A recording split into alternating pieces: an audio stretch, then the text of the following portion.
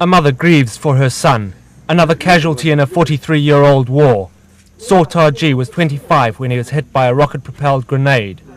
He was a soldier in the Karen army. Since 1949, shortly after Burma became independent, the Karen have been battling for independence from the government in Rangoon. Preparations for the funeral at the Karen's headquarters are soon interrupted.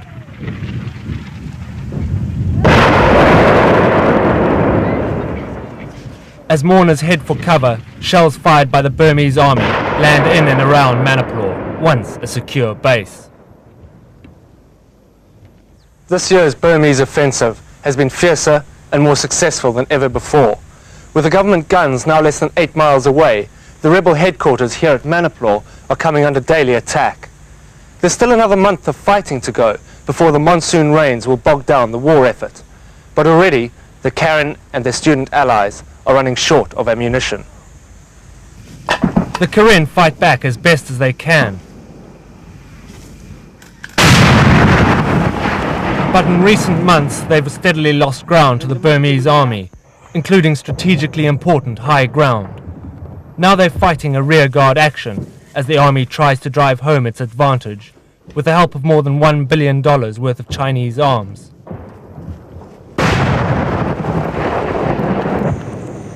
There are more Burmese troops this year and they're better armed with special weapons. They're using jet planes. They're using whatever they can. For more than 15 years, Manipur has been the headquarters of the Karen National Liberation Army. Once this was home to more than 3,000 people, now it's almost deserted. Most of the civilians have been evacuated. Most of the soldiers are up at the front, only a few miles away now. But Manipur is not only a key base for the Karen, it's a stronghold of the main opposition forces ranged against the military government. The opposition National Coalition Government of the Union of Burma is based here. They moved to Manipur after the military regime refused to recognize the victory of Nobel Peace Prize winner Aung San Suu Kyi and her pro-democracy party in the 1990 elections. A complete evacuation of Manipur would be a serious blow to them too, a possibility a leading member of the government, denied power, is prepared to discuss. Even if it falls, we have some kind of alternative plan. Of course, it will be a psychological blow, but as you know, Manipur is not an industrial center. It is just a position where we have our headquarters. So we can move to any other places. We have many places along the border. From their base on the banks of the Moi River, dividing Burma from Thailand, the mainly Christian Karen have doggedly pursued their dream of a separate homeland. They are the largest ethnic minority in Burma's complex racial mix. Until now, they have resisted all attempts to dislodge them from their border stronghold. They are not the only ethnic group resisting the Rangoon government. Further north on the border with China, the Kachin are also fighting for autonomy. But the Karen struggle is by far the largest and most significant against the repressive military regime. These are some of the 10,000 or so students who have fled to Manipur to fight alongside the Karen. They came after the military regime brutally put down pro-democracy protests in 1988, in which thousands were killed. We cannot afford to lose Manipur. We will do everything we can to defend Manipur. We will never let it fall because it's special. The headquarters of the students, the Karen and the National Coalition Government of Burma are all based there. On the front line, the students are well dug in to try to hold Karen territory. But they are clearly outgunned by the government forces pushing towards them.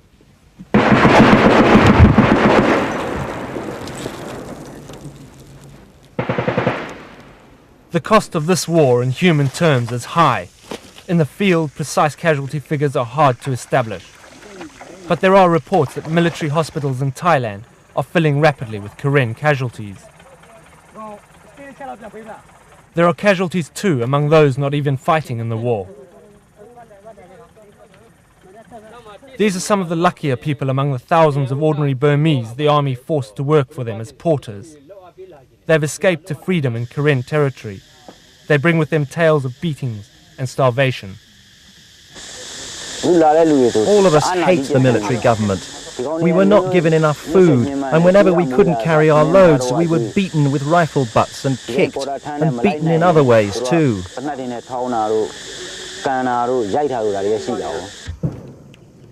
Back at the front line, ammunition is used sparingly. Supplies are scarce and could prove crucial in the fight for Manipur. You think you will be able to stay here? They will not be able to make you move back? For us, depend on ammunition. If we have complete ammunition, we can still fail here.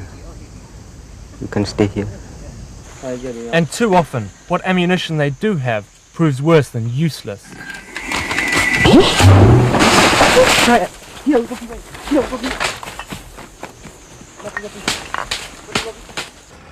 Ammunition supplies are limited in quantity and quality because of the success of the Burmese government's campaign to cut off the Karen's main source of funds.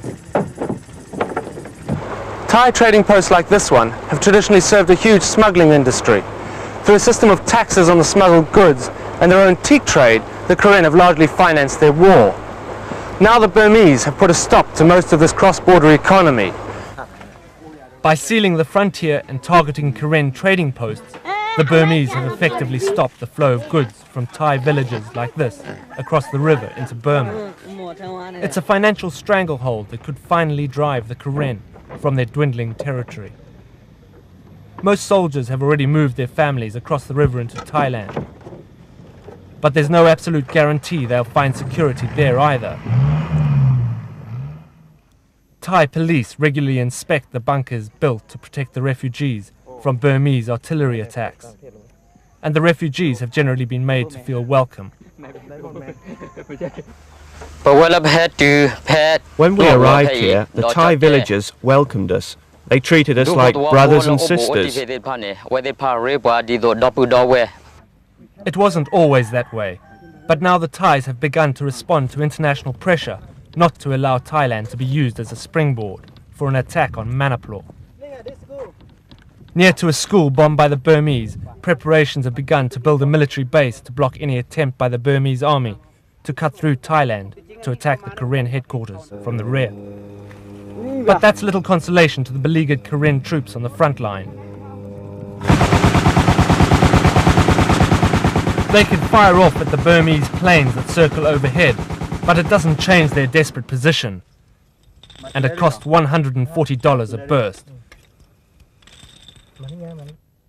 But Sain Win remains defiant. Well, our strategy is, of course, we have to pursue all kinds of struggles in terms of diplomacy, in terms of politicals, and in terms even of military.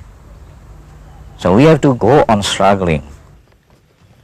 But the brave rhetoric can't hide the fact that the Karen and the opposition movement are facing a serious crisis. Serious enough that Prime Minister Sain Win and his fellow ministers have themselves left Manipur to continue the struggle for Burmese democracy from another base, somewhere in Thailand.